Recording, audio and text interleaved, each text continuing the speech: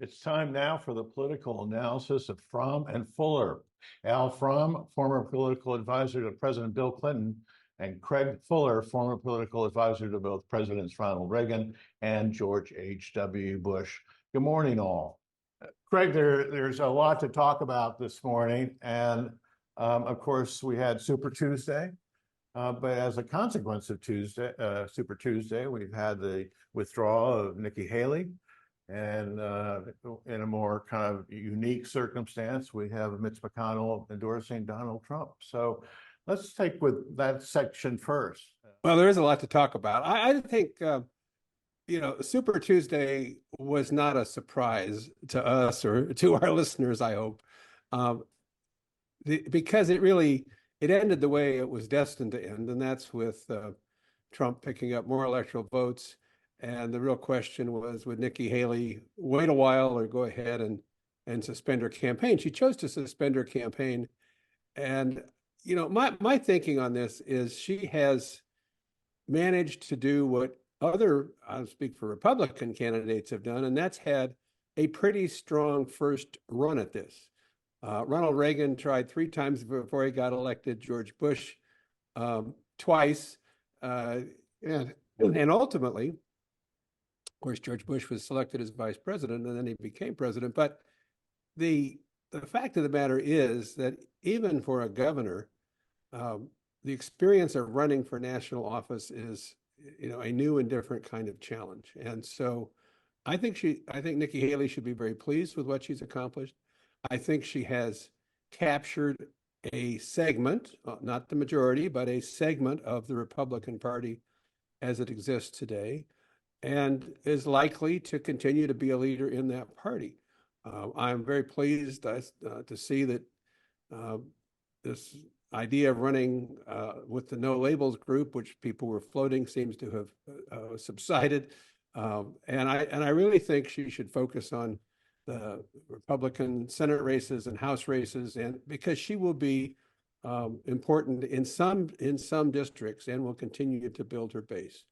I still think that we should pay attention to the fact that a significant segment of Republican voters did not vote for Donald Trump. A significant segment of Republican voters from the past did not even show up to vote.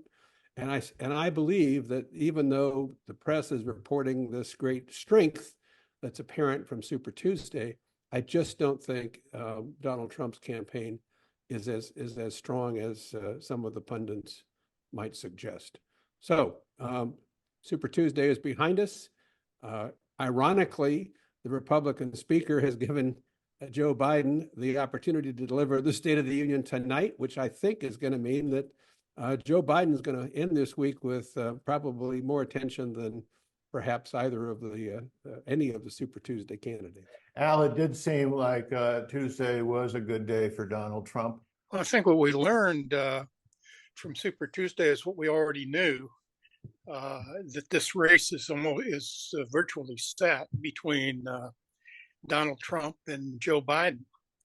It's a race that a lot of Americans, probably most Americans, would rather not have.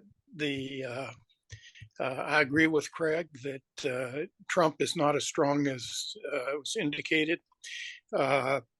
He showed real weaknesses that were exposed by Nikki Haley. I was struck by so many of the Haley voters really being independents and Democrats. Trump operates by subtraction, and he's driven most of the moderate, more independent thinking people out of the Republican Party. So I admired Nikki Haley. I thought she was showed herself to be a good candidate. I'm not sure there's a place for her in a Republican Party until Trump's gone, but we'll see. But I think the race this time is going to really turn on 3 factors very quickly. Who defines the race? If it's a referendum on Biden, Trump probably will win. If it's a referendum on Trump, Biden will win. The State of the Union tonight is very important for Biden. The press will talk about how he needs to show vigor. to dispel the age issue. I think the most important thing for him is this is his best opportunity, maybe his last best opportunity to set a narrative that can define the campaign. I remember 1995, after Clinton suffered that terrible midterm loss, we used the State of the Union to redefine his message and set a narrative for the campaign that stuck, and it turned the whole 96 election around. The second thing is who votes. Working class voters, including non-white working class voters, seem to be moving away from Biden. College graduates are moving much more toward the Democrats. So who votes is going to be important. Democrats, ironically, because they're more non-college voters than college graduate voters, have benefited from low turnouts, which is something that always used to be the opposite. We always used to like to have the high turnouts, but now the marginal voters are voters, working class voters, who don't always come out. That's actually why you hear a lot of people say, Democrats say that don't worry about it, the polls, because when people vote, they're voting Democratic. But I would say that one of the reasons that Democrats have done better in special elections and in off-year elections is because when Trump's on the ballot, he pulls out working class voters who would not otherwise come out, and that helps Trump and the Republicans. And the final thing is third-party candidates. Third-party candidate can't win. Right now, the major third-party efforts, No Labels and RFK Jr., aren't on enough ballots to affect very much, except be a spoiler and probably help Trump. Very simply put, Trump has a high floor but a low ceiling. He has rabid voters that will come out no matter what. But as the last two elections have shown, and polling shows, his ceiling is about 47, 48%. It's not enough to win a two-way race. But Biden's vote is so soft that if there's a third choice, particularly in the swing states, it could very well throw the election to Trump. I mean, the last NBC poll said by 62-31, Biden voters were more against Trump than for Biden. What that means is if there's another anti-Trump choice, a lot of people might take it. I personally think in the recent New York Times Siena poll, where they ran Biden against both Trump and Haley. Against Haley, his vote was 35. Haley won 43-35. I think that's Biden's floor. And that's the vote I'm afraid he would get in a three-party race. I've made it clear all along for everybody here, including all my critics on Fromm and Fuller, that I think this is a race where democracy is on the line. I think we have a pro-democracy candidate, not the greatest, but a clearly pro-democracy candidate in Joe Biden. We have one who's promised to run an authoritarian, more campaign and administration based on retribution. In Donald Trump, I'd say he is much more an autocratic candidate. And I think the people need an up and down vote on democracy. I've said this before. I think there's a small pro-democracy majority in the country, but if that anti-Trump pro-democracy vote is split, we're likely to wind up with an outcome that a majority of Americans do not want. There is going to be a State of the Union address tonight, and many more people are going to be watching it than I think is typical. And I'm sure that they're going to be interested in what Joe Biden says. But I think there's also going to be a different standard here. They're going to wonder if he can get through a significant speech without having a senior moment. I mean, there's a lot that could ride on this. Well, you're absolutely right. There's a lot on the line. And honestly, there always is. These speeches, I've always thought, are extremely important. They're assembled over weeks, sometimes months. There's a lot of preparation. Stories are out about President Biden working on it at Camp David with a team of people all weekend long. But this speech and a State of the Union coming in the election year really does set the tone for what the incumbent president wants to focus on over the course of the campaign. And so it is a message, perhaps unlike others in the past that he's delivered on as a State of the Union. And his own people are talking about it as a message where he's going to really talk to the American people. So we'll see what that means stylistically.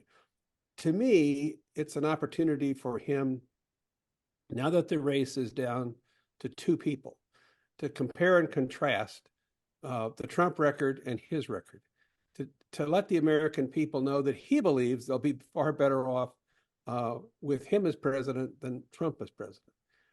I think by style, by manner, he's comfortable in that format.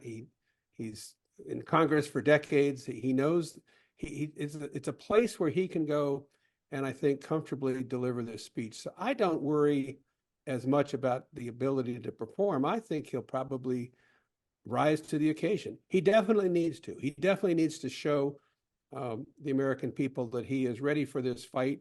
All the talk about the preparation suggests that. And at the end of the day, I hope the news media compares and contrasts this State of the Union speech with some of the recent commentary from Donald Trump, because without a doubt, the comparison will be remarkable. The State of the Union speech will be one in which there's a lot of substance, I'm sure a lot of focus and passion, and an articulate message, well prepared, as opposed to what Donald Trump has done. And that contrast, I believe, will move people. I actually think that that the Biden people right now don't need to be all that concerned with the approval rating. Obviously, they'd like a better one. But the fact of the matter is, so far, the American people, as Al said, don't care that much for either candidate. And so, of course, you're going to get a low approval rating. What's really important is to show upward momentum. And I suspect this speech tonight is going to bump up the approval rating. If Biden can keep that going, he'll be in a much stronger position by November. But the other thing that's really important is what Craig said, because everybody complains about Biden's age and sometimes his misstatements. But if you heard Trump over the weekend, when he couldn't finish a sentence, when he sounded at times like he was talking tongues, and all that's on tape. And so I have a feeling that a lot of the stuff in the State of the Union campaign or speech tonight will be in side-to-side ads with the Trump gibberish, because I think even though for whatever reason it's hard to get the press to focus on this in the country, but Biden may not be in the same top of his game that he would have been 20 years ago, but Trump is clearly suffering from dementia, and not only does he have positions that are just crazy and dangerous to the United States, which is why it was really important Nikki Haley stayed in the race, to point those out, but his mental condition seems to me to be rapidly deteriorating, and that's dangerous too.